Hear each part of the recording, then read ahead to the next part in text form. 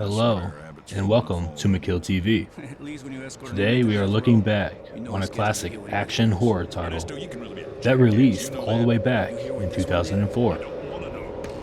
Midway Games' little dark experiment as we take a look back on The Suffering.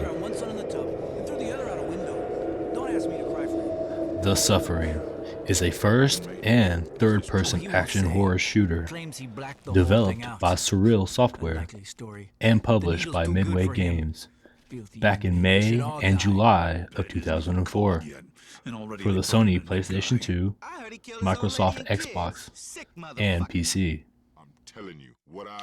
The Suffering centers on the story of its main character named Torque, a prisoner on death row, who is believed to be guilty of murdering his wife and children, a crime that he himself has no memory of committing, as it is believed that Torque blacked out during the moments of committing the murders.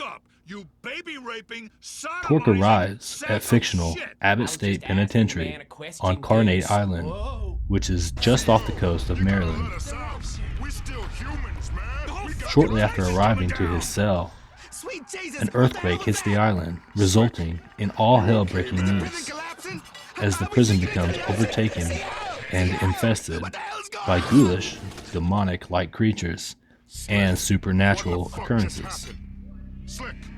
Soon hereafter, Torque is freed from his cell as he attempts to fight his way to freedom, while being confronted along the way by his own personal demons, as he attempts to try to remember what really happened to his family on that night.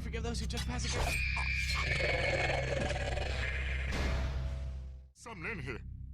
It's in here! Help me!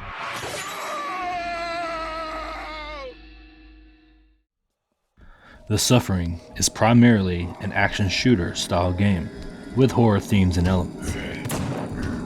A game that can be played in either first person or third person perspectives, as the player takes control over a protagonist named Torque. Torque is a mute and won't speak a single word throughout the game. The game's story unravels as the game progresses with its morality system, and throughout the game the player will come across NPCs that you can choose to either help them, kill them, or simply do nothing and move on. This is how the game's story structures itself throughout the playthrough, as these decisions affect the outcome of Torque's story, and the game features 3 different possible endings based off the player's decisions in these key moments. Gameplay here is action-packed, and the game feels really similar to a game like Max Payne, as Torque can run, jump, shoot, and interact with the environment around him, as well as use a variety of weapons and items, such as Molotov cocktails, flares, flashlights, hand grenades, and weapons such as a shank, an axe, a revolver, a Tommy gun, dual-wielding revolvers, a shotgun, and a flamethrower. But as I noticed throughout, I was able to hold my own with just a few items, like the Tommy gun or the shotgun, and maybe a few grenades. And just like Max Payne, Torque can heal himself with painkillers that can be found throughout the game. The game can be very generous with its item drops, as you can find health items and ammo just about anywhere in the game, this making the game fairly easy on most difficulties. One of my favorite things about this game is its monster design. All the monsters here represent something, kind of like the way the monsters in Silent Hill do. All the monsters here represent different types of execution methods carried out over the years on Carnate Island. Slayers represent beheadings and decapitation. The marksmen represent death by firing squad. Mainliners represent death by lethal injection. The noosemen represent hangings. Burrowers represent burial alive, with other creatures representing events from Carnate Island's history. Festers are reincarnations of slave traders whose ship ran aground, as tied-up slaves were eaten by rats. and the Infernos, are 3 trapped spirits of children who accused 11 innocent people of being witches during the time of a Puritan settlement on the island. As Torque kills enemies in the game, an on-screen meter called the Insanity Meter fills up and begins to flash. At this time, Torque can transform into his inner demon, which is a giant hulking monster. In this form, Torque can tear multiple enemies apart with ease, while performing several powerful attacks. And the more enemies Torque kills in this form, the more powerful the monster becomes. As more and more combo attacks become available, however, while in this form, Torque's health automatically depletes. And if Torque doesn't change back to his human form prior to his health meter fully depleting, he will die, as he will lie there crying in the fetal position. The origins of the Suffering's story dates all the way back to 2002, when the game was previously called Unspeakable. And in its early stages, the game was said to be a stylized horror shooter with a frenetic gameplay similar to Devil May Cry. But they wanted the horror setting of a game like Resident Evil, with an immersive game world of Half-Life. The goal of developers was to merge all these elements together with a story that would strive by combining all these different elements and ideas together to make something that was unique in its own way. In the earlier moments of the Suffering, the game is pretty intense with its horror elements, but as the game progresses, the game really becomes more focused on action, as Torque becomes more and more powerful with his arsenal of weapons and his inner demon abilities.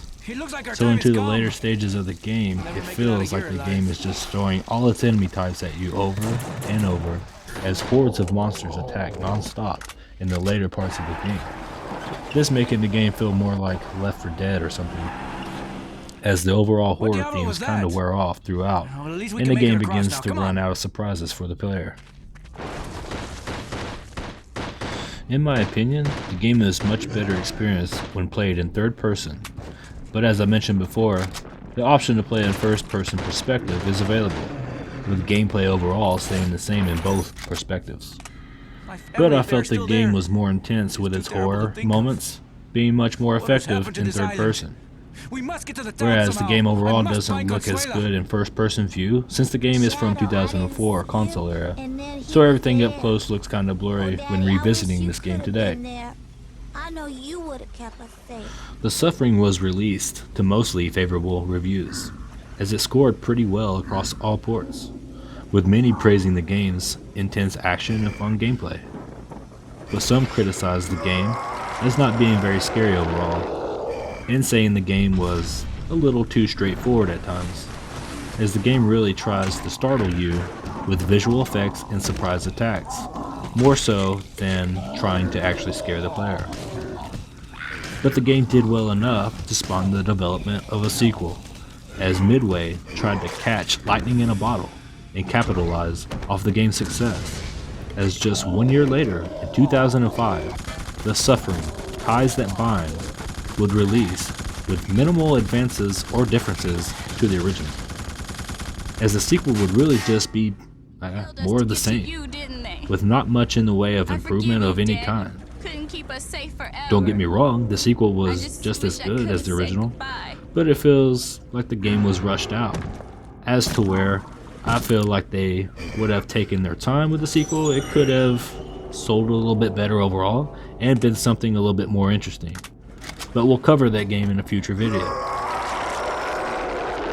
Looking back, don't remember this game being very scary at all when compared to classic survival horror games such as Resident Evil or Silent Hill. But I do remember it being very fun and action-packed. The game that I enjoy overall. And it is a game with a decent replay value, with its main story having 3 possible endings. The good ending, where Torque helps and saves all NPCs. A moderate ending, where Torque helps no one and focuses on his own freedom as well as a bad ending, which is triggered if Torque kills all NPCs and enemies that get in his way. Overall, I enjoyed The Suffering, and would like to see the franchise make a comeback into the current generation. And I would be very interested to see where they could go with this game nowadays. Anyways, if you enjoyed looking back on the suffering, be sure to hit that like button down below. And if you're interested in seeing me cover the sequel in the future, be sure to subscribe to McKiLL TV as we cover more games just like this. But until next time, this has been McKiLL TV, and I'll catch you in a future video.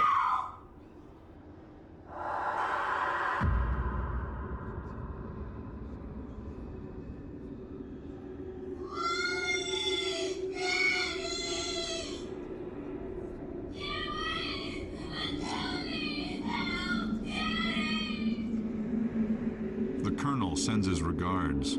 Back in Eastern, he warned you, but you didn't listen. He said to leave you alive. Only you. Enjoy your new life.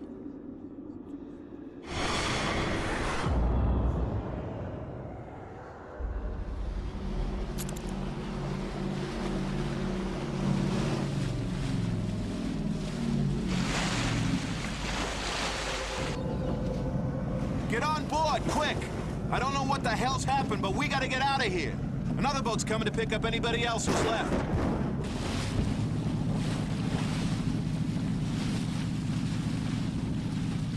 Hold on!